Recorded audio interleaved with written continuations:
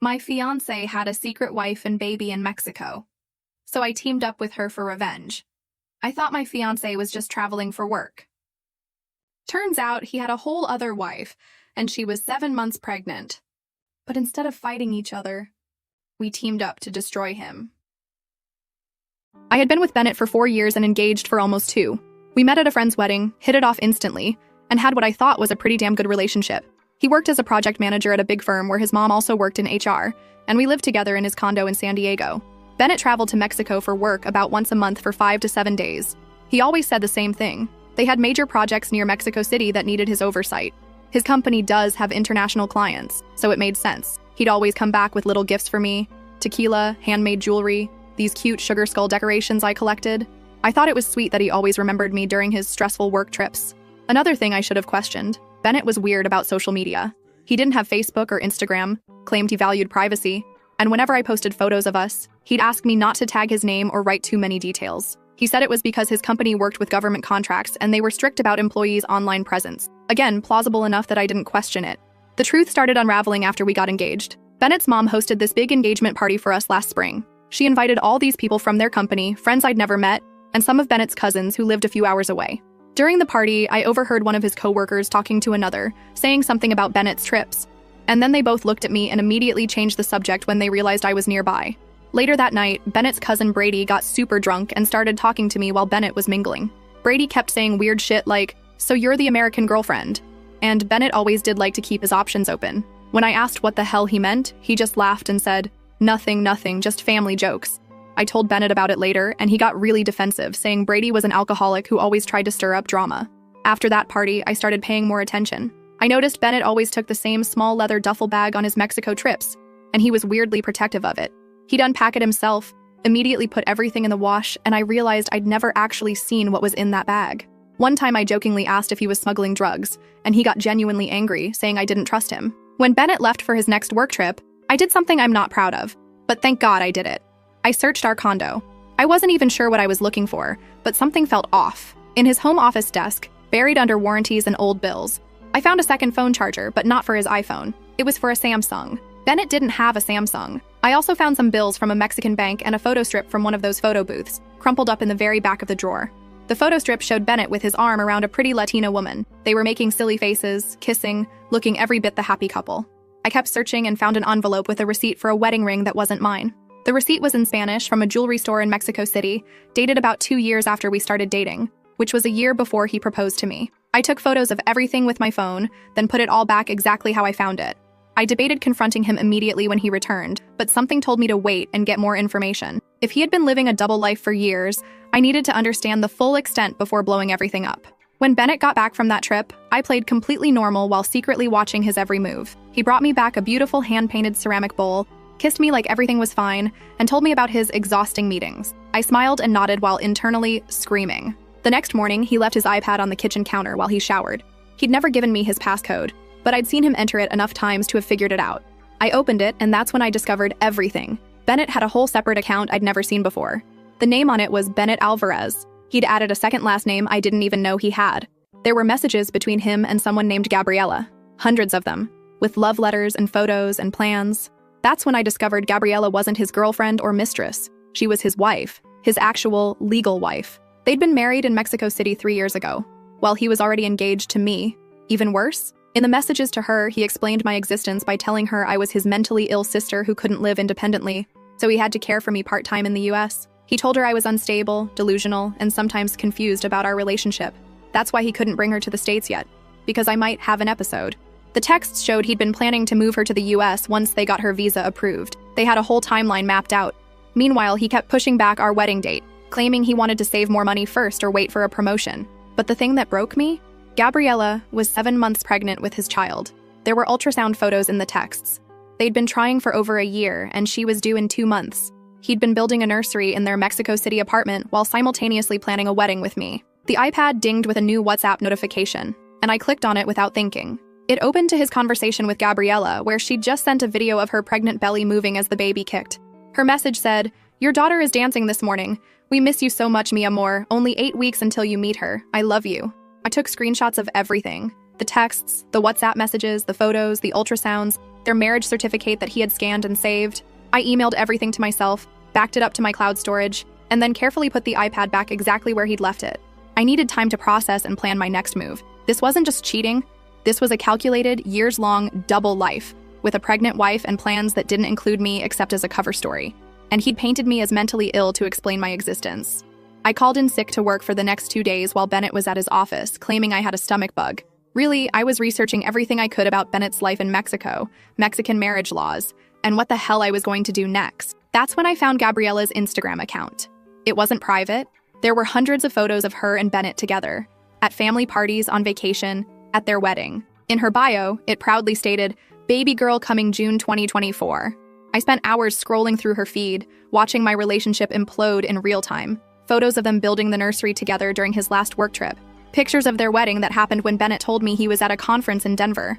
Family gatherings where he was introduced as her husband, while I sat at home thinking he was working late. The most recent post was from 2 days ago. It showed Bennett kissing her pregnant belly with the caption, 2 more months until we become 3. So blessed to have found such an amazing husband and father for our little girl." I was physically sick, but more than that, I was furious. Not just sad or heartbroken, enraged. This man had stolen years of my life while building a complete separate life with someone else. And he'd told her I was his delusional sister? Fuck that. I needed to make a decision. Do I confront Bennett immediately? Do I contact Gabriella? Do I just disappear and let him wonder what happened? Each option seemed incomplete. I wanted them both to know what kind of man he really was. After careful consideration, I decided my revenge needed to be calculated and complete. No quick confrontation that he could lie his way out of. No easy escape for him. First step, I needed to contact Gabriella. But I couldn't just send her a message saying, "Hey, your husband's been engaged to me for 2 years." She was 7 months pregnant. I needed to be careful about how I approached this. Plus, what if she didn't believe me? What if she thought I was exactly what Bennett had described? A delusional woman making up stories? I needed irrefutable proof and a plan that would expose Bennett completely. To Gabriella, to his family, to his workplace, to everyone. And I needed to make sure I protected myself in the process. I spent that night carefully crafting my strategy. I had evidence, I had rage, and I had nothing left to lose. Bennett had no idea what was coming for him. First update. I spent the next morning practicing exactly what to say to Gabriella. This wasn't just about me anymore. This poor woman was building a family with a man who had constructed an elaborate web of lies. But before contacting her, I needed more ammunition against Bennett. I went through our apartment while he was at work, taking photos of our life together. Our engagement photos, the wedding venue contracts with both our names, receipts for the deposits we'd paid, the ring on my finger. I found our vacation photos, family holiday pictures, everything that proved we weren't siblings but a couple planning a future together. I also did something that still makes me feel like a complete badass. I went to our bank and withdrew my half of our joint savings, about $14,000. We'd been saving for our wedding and honeymoon, and I wasn't about to let him use my money to build his life with someone else. I opened a new account at a different bank. The teller asked if everything was okay when I closed my portion of the joint account, and I just said I was surprising Bennett with a financial consolidation plan. She bought it completely. I made copies of our lease agreement showing we lived together as a couple, not as siblings. I even found old birthday cards he'd given me with messages like, "To my beautiful fiancé," and "Can't wait to call you my wife." I gathered everything that proved our relationship and his lies. Then came the hard part, contacting Gabriella. I couldn't just DM her on Instagram. If Bennett saw the message first, he'd delete it and block me. I needed to email her directly. After some searching through Bennett's texts, I found her personal email address that she used for things other than communicating with him. I created a new email account specifically for this purpose and drafted a message. I didn't want to come across as the angry other woman or sound delusional, exactly what he'd told her I was. I wrote something simple. "Gabriella, I have important information about Bennett that you need to see. This will be difficult, but you deserve the truth." I attached just 3 things to start. A recent photo of Bennett and me together at his company Christmas party from 4 months ago, a copy of our lease agreement, and a picture of my engagement ring with the date we got engaged. I gave her my phone number and said I had more proof if she wanted to see it, but understood if she needed time to process this first. After triple-checking everything, I hit send at 11:43 a.m. on a Wednesday. Then I waited. I expected to wait days, maybe even weeks. I figured she might think it was a prank, or Bennett would intercept the email somehow. But at 2:17 p.m., my phone rang from an international number. I almost dropped the damn thing trying to answer it. It was Gabriella. She was speaking rapidly in Spanish, then switched to English when she realized I couldn't understand her. She asked who I really was, if this was some kind of sick joke. I told her everything. How long Bennett and I had been together, our engagement, our living situation. She kept interrupting, asking specific questions about Bennett, his birthmark on his shoulder, the scar on his knee from a childhood accident, his favorite food, his parents' names. It was surreal, like we were comparing notes on a book we'd both read, except the book was a man we both thought we knew. With each detail I confirmed, her voice got shakier. I could tell the exact moment she accepted the truth. She went completely silent for about 10 seconds, then started sobbing. Not gentle tears, but the kind of raw, guttural crying that comes when your entire reality collapses. Between sobs, she told me Bennett was supposed to fly down the following week for a doctor's appointment. They were going to see their baby girl on the 3D ultrasound for the first time. She'd been preparing their apartment, getting everything ready for his visit. I asked if she wanted more proof. She did. I sent her everything while we were still on the phone. The engagement photos, wedding venue contracts, holiday pictures with his family, our text messages. As she received each one, her crying turned to something else. Pure rage. She started telling me about their life, how they'd met 5 years ago when Bennett was on a genuine business trip to Mexico City, how he'd pursued her, told her he'd fallen in love at first sight, how he'd arranged his work to include regular trips to Mexico to see her. They'd gotten married 3 years ago in a small ceremony with her family. Her brother had initially been suspicious of this American who could only visit periodically, but Bennett had charmed everyone. Then she told me the story he'd sold her about me. According to Bennett, I was his troubled younger sister who suffered from bipolar disorder and delusions. He claimed I sometimes believed we were in a relationship, and he had to humor me to keep me stable. He told her he was working on getting me proper care so he could eventually bring her to the US, but it was complicated because of my condition. I was livid, using mental illness as a cover story, making me sound unstable and delusional. It was beyond cruel, to both of us. The conversation lasted nearly 3 hours. Gabriella was fiercely intelligent and practical despite her emotional state. She asked if I had confronted Bennett yet. When I said no, she suggested something I hadn't considered. "Let's coordinate," she said. "Let's not give him any warning. Let's make sure he can't wiggle out of this or create more lies." She wanted to fly to San Diego with her brother and confront Bennett together, face to face. And she knew exactly where to do it, at his workplace, where his mother and colleagues would witness everything. Part of me worried about the stress this might cause her pregnancy, but Gabriella assured me her doctor had said she was cleared for travel, and her pregnancy had been healthy and uncomplicated. Plus, her brother would be with her for support. We made a plan. She would fly up with her brother Ramon in 3 days. She didn't tell Bennett she was coming. Instead, she acted normal in their conversations, telling him she couldn't wait for his visit the following week. Meanwhile, I would continue acting like everything was fine with Bennett at home. Those 3 days were the hardest of my life. Sleeping next to him, making small talk over dinner, kissing him goodbye in the mornings, all while knowing exactly what kind of monster he really was. He had no idea I'd talked to Gabriella, or that I knew anything. Once he even got a call from her while we were watching TV, and I watched him step into the other room, lower his voice, and tell her he missed her and couldn't wait to see her and the baby. I had to dig my nails into my palms to keep from screaming. The night before Gabriella was set to arrive, Bennett's mom Nicole called me. Just a normal check-in about wedding plans.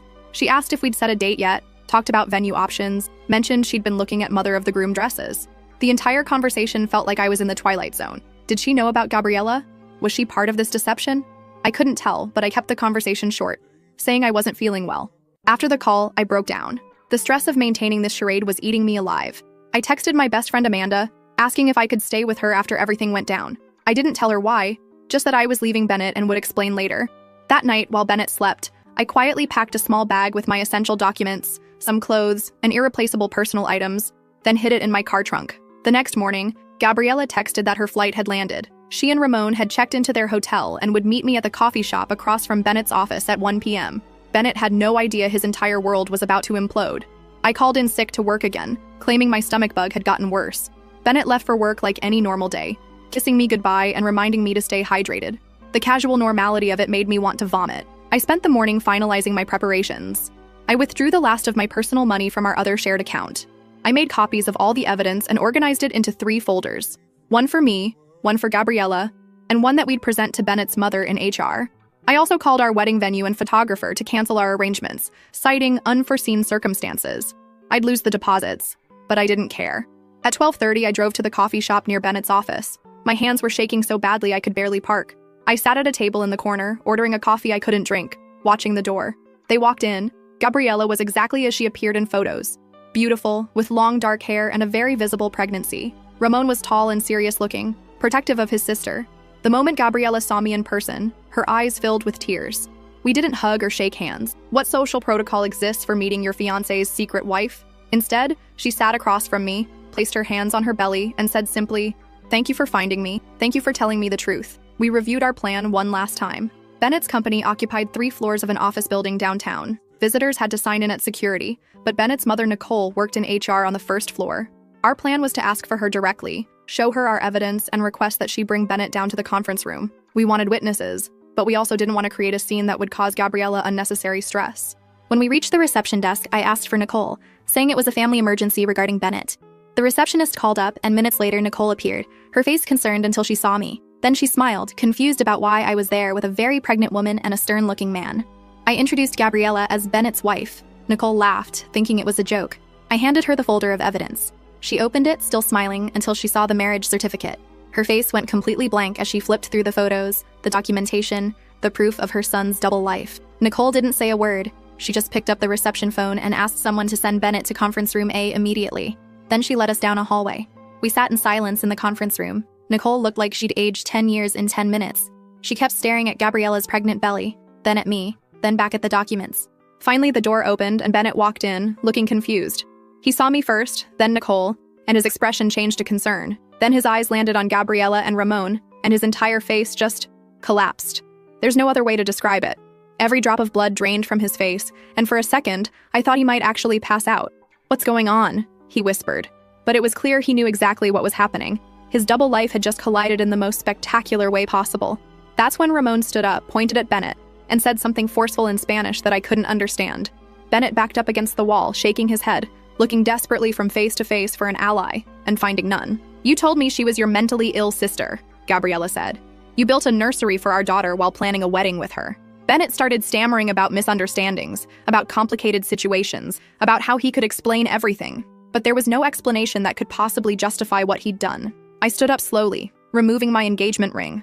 I placed it on the conference table and slid it toward him. "I think your wife might want to know why you've been engaged to your sister for 2 years, I said. Nicole hadn't spoken a word until then. She looked at her son and asked one question. Why? The single word contained so much pain, so much confusion. Bennett started crying, saying he loved both of us, that he got caught up in something he couldn't control, that he never meant to hurt anyone. Each excuse made me angrier. He was still trying to manipulate the situation, to make himself the victim somehow. That's when Gabriella stood up, placed her hands protectively over her belly, and told Bennett exactly what she thought of him in rapid Spanish that needed no translation. Her brother stepped between them when Bennett tried to approach her. Security arrived at that point. Apparently, raised voices in the conference room had attracted attention. Nicole, still in shock, explained there was a family situation that required privacy. But it was too late. People were gathered outside the glass walls. As Bennett continued making excuses, I noticed his company's CEO watching from outside the room, his expression darkening as he pieced together what was happening. Just as security was asking us to leave, I made one final move. I turned to Nicole and handed her the third folder, copies of everything for HR. "Your son committed marriage fraud," I said. "And I thought his employer should know the kind of person they're trusting with company business." We were escorted out of the building, but not before I saw Bennett's colleagues watching, whispering, taking in the spectacle of a man caught between his fiancé and his pregnant wife. In the parking lot, Gabriella grabbed my arm. Her face was tear-streaked but determined. This wasn't over, she told me. There were legal implications to what Bennett had done, to both of us. Her brother Ramon, who'd been mostly silent, finally spoke in careful English. He was a lawyer in Mexico City, he explained. What Bennett had done wasn't just morally reprehensible, it was potentially criminal. Bigamy is illegal in both countries. As we stood there processing everything, my phone buzzed with a text from Bennett. "Please let me explain. I never meant to hurt anyone. I love you both, please." I showed it to Gabriella. She laughed bitterly and showed me her phone. He'd sent her almost the identical message. Even now, he was trying to play both sides. Second update. After the confrontation, Gabriella, Ramon, and I went back to the coffee shop across from Bennett's office building. We were all shaking, from adrenaline, from rage, from the sheer insanity of what had just happened. The barista kept glancing nervously at our table, probably because Gabriella was crying while angrily stabbing at her phone screen. Ramon was speaking rapid Spanish into his phone, and I was just sitting there with this weird, hollow laugh bubbling up every few minutes. We must have looked completely unhinged. My phone wouldn't stop buzzing. Bennett had already sent 23 text messages in the 30 minutes since we'd left his office. They ranged from desperate, "Please just talk to me," to manipulative, "This isn't fair, you're not letting me explain," to threatening, "You have no idea what you've done to my career." I showed them to Gabriella, who just rolled her eyes and turned her phone around to show me the nearly identical Spanish messages he was sending her. Ramon looked up from his call and told us he'd been speaking with a colleague who specialized in international family law. The situation was complicated because the marriages crossed international boundaries. But one thing was clear. Bennett had committed bigamy, which is illegal in both the US and Mexico. If we wanted to pursue legal action, we could. While we were discussing this, Nicole, Bennett's mother, walked into the coffee shop.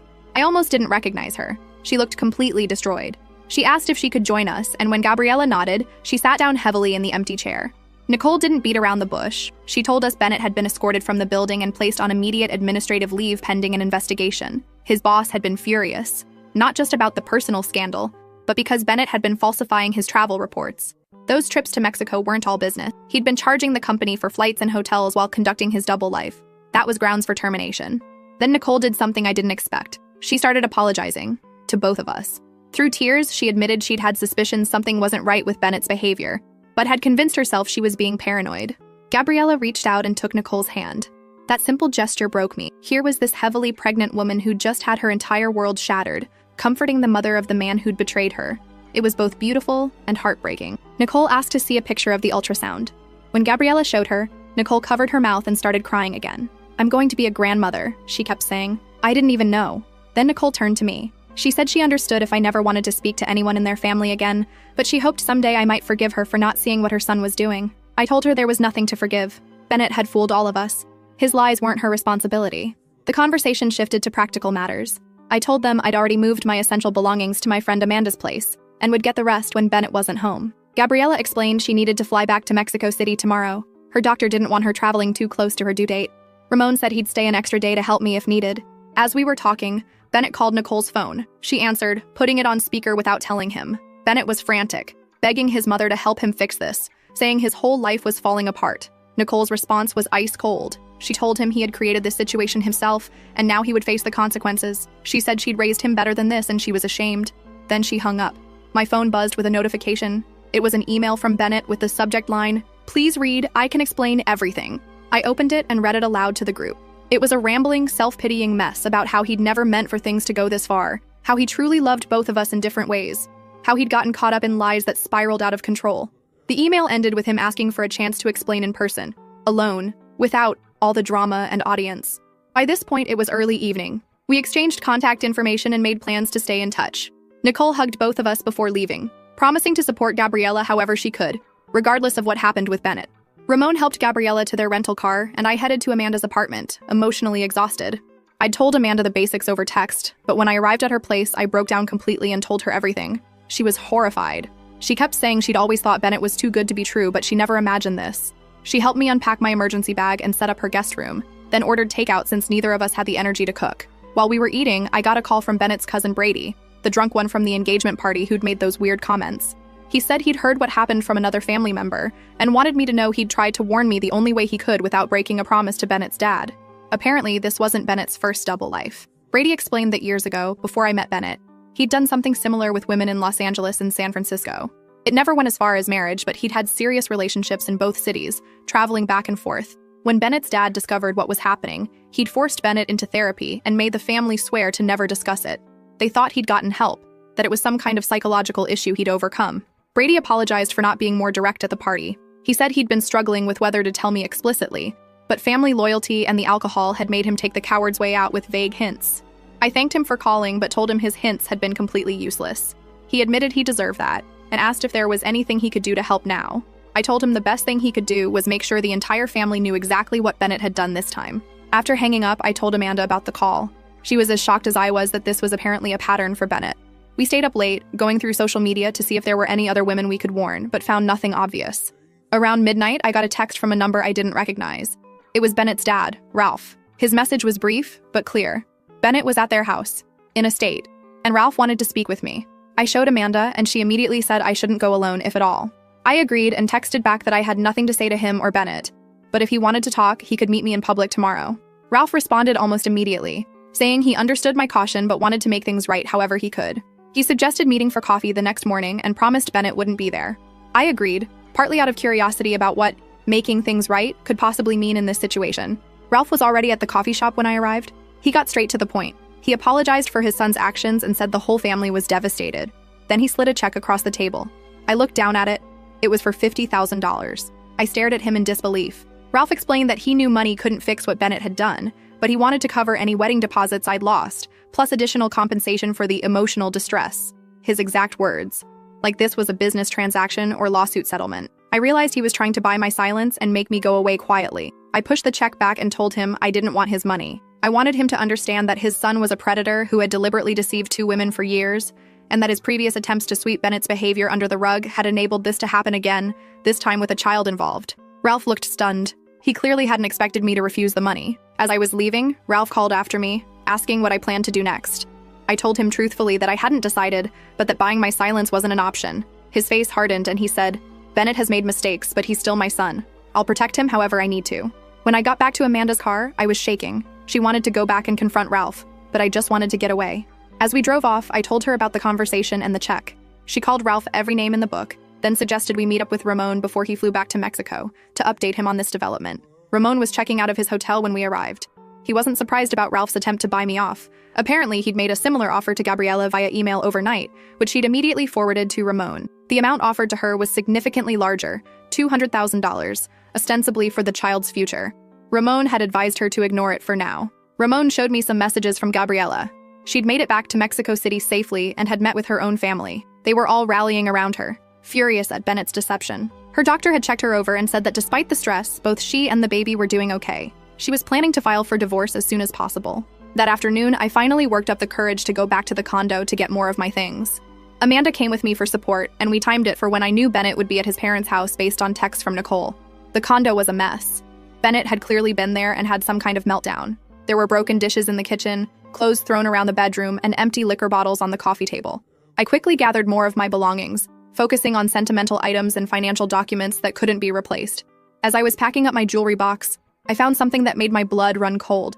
Hidden beneath my necklaces was a small velvet pouch containing a ring I'd never seen before. It wasn't my style at all, ostentatious and gaudy. Inside the pouch was a slip of paper with a jeweler's logo and a date, 3 months from now. Another engagement ring. I showed Amanda, who grabbed the ring and said we should take it to get appraised. Use the money for my fresh start. I hesitated, not wanting to sink to Bennett's level, but Amanda argued that he owed me at least this much. I finally agreed to hold on to it until I spoke with the lawyer Ramon had recommended. As we were leaving, Bennett's car pulled into the parking lot. Amanda and I froze, then rushed to finish loading my car. Bennett saw us and ran over, blocking my driver's side door. He started pleading with me to listen, saying he could explain everything, that he knew he'd messed up, but he still loved me. When I tried to get around him to my car, he grabbed my arm. Amanda immediately stepped between us, telling him to back the fuck off before she called the police. Bennett turned on Amanda then, telling her this was between him and me, that she needed to stay out of our relationship problems. I'd never seen this side of him before. Desperate, aggressive, almost unhinged. I told him firmly that we didn't have a relationship anymore, and if he didn't let me leave immediately, I would call the police. That's when he noticed the box with the framed photos of us that I was taking. He lunged for it, saying I couldn't take those, they were his too. In the struggle, the box fell, and glass shattered everywhere. I used that moment to get in my car, with Amanda jumping in the passenger side. As I started the engine, Bennett slapped his hand on the window, leaving a sweaty handprint as he yelled that he'd lose everything if I didn't help him fix this. His job was on the line, his family was falling apart, and Gabriela's family was talking about pressing charges in Mexico. I rolled down the window just enough to tell him that he should have thought of that before living a double life for 4 years. Then I backed out, forcing him to step away from the car and drove off with him still shouting in the parking lot. That night I checked in with Gabriela via text. She sent me a photo of herself surrounded by her family, looking exhausted but supported. She told me Bennett had been calling her parents' house nonstop until they blocked his number. Now he was emailing her every hour, alternating between apologies, excuses, and pleas about wanting to be part of his daughter's life. Gabriela told me her lawyer was already working on the divorce filing and had advised her to document all contact from Bennett. She also mentioned that Ramon had spoken with the lawyer he'd recommended to me, and they wanted to coordinate our responses to make sure Bennett couldn't manipulate either of us. As I was messaging with Gabriela, Bennett somehow found out I was staying with Amanda. He showed up at her apartment building around midnight, buzzing every apartment until someone let him in. He pounded on Amanda's door, waking up not just us, but several neighbors. Amanda called the building security, who removed him from the property with a warning that they'd call the police next time. But Bennett wasn't done. He sat in his car in the visitor parking lot all night, sending me messages about how he just wanted to talk, how he wouldn't leave until I heard him out, how he could explain everything if I'd just give him 5 minutes. Around 3 a.m., the messages took a darker turn. He started blaming me for overreacting, saying I'd ruined his life over what was essentially just poor communication. He claimed I had no right to contact Gabriela, that I'd put his unborn child at risk by causing her mother so much stress. I showed the messages to Amanda, who insisted on calling the police. They came and made Bennett leave. But without a restraining order, there wasn't much else they could do. By morning, Bennett had escalated his campaign. He'd gotten hold of my parents' new phone number and called them, spinning some story about how I'd had a mental breakdown and was making wild accusations. Thankfully, my parents knew me better than that. My dad had told Bennett in no uncertain terms never to contact them again. I finally fell asleep around 6 a.m., completely drained. Amanda woke me at 11, looking concerned. My phone had been buzzing constantly, and it wasn't just Bennett. His father, Ralph, had been calling too, and so had several unknown numbers. I checked my voicemails to find Ralph had left 5 messages, each more threatening than the last. He'd started with offers of money again, then moved to thinly veiled warnings about making things difficult for everyone involved. The final message was clear. Back off. Stop talking to Gabriella and sign an NDA he'd had drawn up, or he'd make sure I regretted it. The unknown numbers were from friends of Bennett's, people I'd met once or twice at parties. They all had the same message. I needed to talk to Bennett. I was breaking him. He wasn't eating or sleeping. He might do something desperate. It was a coordinated guilt trip, and it made me furious. I forwarded all the voicemails to the lawyer Ramon had connected me with, then got ready to meet Reagan, his sister, for lunch. Reagan was already at the restaurant when I arrived. When she saw me, she stood up awkwardly, clearly unsure whether to hug me or shake my hand or what. I made the decision for her with a quick hug, and we sat down. The conversation started awkwardly. Reagan kept apologizing for Bennett, then catching herself saying she knew apologies couldn't fix this. She told me their family was in chaos. Their father was in full damage control mode, their mother was devastated and furious, and Bennett was having what Reagan described as some kind of breakdown. Then Reagan told me something that made everything click into place. Growing up, Bennett had always created elaborate lies and alternate versions of himself. He told different friend groups completely different stories about his life, his interests, even his summer vacations. When caught, he'd always have perfectly reasonable explanations that somehow made everyone feel bad for doubting him. Their parents had taken him to therapists as a teenager, but Bennett was charming and intelligent. He could convince the therapist that his parents were overreacting to normal teenage behavior. By college, they'd given up trying to address it, hoping he'd grow out of it. Reagan started crying as she admitted she'd seen signs of Bennett's deception with me, but had convinced herself it wasn't her place to interfere. I reached across the table and took her hand. I told her this wasn't her fault and that Bennett was clearly very skilled at manipulation. She squeezed my hand and said she'd always wanted me as a sister-in-law, and she was heartbroken about everything, including the niece she'd just learned about. As we were talking, I noticed a man watching us from the bar. It took me a moment to recognize him. It was Clyde, one of Bennett's closest friends from college. When he saw me notice him, he quickly looked away and pretended to be very interested in his phone. I realized with a sinking feeling that Bennett was still having me monitored, using his friends to track my movements and report back. I pointed him out to Reagan, who looked mortified. She immediately stood up, walked over to Clyde, and confronted him loudly enough that several nearby tables turned to watch. Clyde stammered something about just happening to be there, but Reagan wasn't having it. She told him he was pathetic for helping Bennett stalk me, and that he needed to leave immediately, or she'd make a scene he wouldn't forget. Clyde slunk out, and Reagan returned to the table, apologizing for her brother's behavior. It reinforced that she was being genuine with me. As lunch ended, Reagan asked if I would consider meeting with their parents, both of them, to discuss everything. I was immediately suspicious, given Ralph's threatening voicemails. Reagan assured me it wasn't a trap. Her mother had insisted on it and was forcing Ralph to cooperate. She thought they needed to hear directly from me what Bennett had done, with no filters or minimizing. I told her I'd think about it and discuss it with my lawyer first. As we were leaving the restaurant, my phone rang with an international number. It was Gabriella, and she was panicking. Bennett had somehow convinced his way past the security at her parents' building in Mexico City and was outside their apartment, refusing to leave until she spoke with him. Her family had called the police, but Bennett was making a scene, yelling about his rights as the baby's father. Gabriella was terrified and asked if I knew anyone who could help control Bennett from the US side. I immediately called Nicole, who answered on the first ring. When I told her what was happening, she went deadly quiet, then said she'd handle it. 10 minutes later, Gabriella texted that Bennett had received a call and left abruptly. Nicole had apparently threatened to completely cut him off financially and legally if he didn't leave Gabriella alone immediately. That evening, I met with the lawyer Ramon had recommended. He reviewed all the messages, threats, and harassment from Bennett and his father. He advised filing for a restraining order immediately and documented everything for potential future legal action. He also warned me that cross-border legal issues could get complicated, but he'd coordinate with Ramon to ensure both Gabriella and I were protected. Last update. The week after the confrontation became a nightmare of constant harassment. Bennett wouldn't stop calling from different numbers. I'd block one, and he'd call from another. In just 3 days, I blocked 17 different numbers. Each voicemail was more desperate than the last, crying, pleading, then getting angry and blaming me for overreacting. As if discovering your fiancé has a whole secret family is something you can overreact to. Bennett figured out where I was staying and showed up at 2 a.m., pounding on her door and yelling that he needed to talk to me. The neighbors called security, who threatened to call the police if he didn't leave. Bennett eventually left, but not before sliding a 10-page handwritten letter under the door explaining his side of things. I read the letter. Biggest mistake ever. It was pure manipulation. Bennett claimed he'd gotten trapped in the situation with Gabriella because of cultural expectations after a one-night stand, that he'd tried to end it multiple times but she was unstable, that he was planning to tell me everything after our wedding. Every paragraph was more delusional than the last. He somehow painted himself as the victim in all this. I tore it up and threw it away. The next day, Nicole called me. Bennett had been officially fired from his job.